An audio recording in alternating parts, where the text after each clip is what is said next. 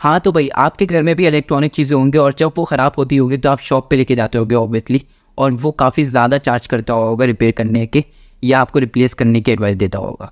लेकिन आज मैं आपको एक ऐसी वेबसाइट बताने वाला हूँ जिससे आप घर बैठे कोई भी चीज़ रिपेयर कर सकते हो, क्योंकि इंटरनेट पे हर तरीके की वेबसाइट मौजूद है। तो सबसे पहले आपको आ जाना है iFixit.com पे। अब यहाँ पे आपका मोबाइल ख़राब हो, बाइक ख़राब हो, गाड़ी ख़राब हो, लैपटॉप ख़राब हो, कैमरा ख़राब हो, कंप्यूटर ख़राब हो, कुछ भी, ईच एंड एवरीथिंग, कुछ भी खराब हो, आपको यहाँ पे हर चीज़ की कंप्लीट गाइडेंस मिल जाएगी।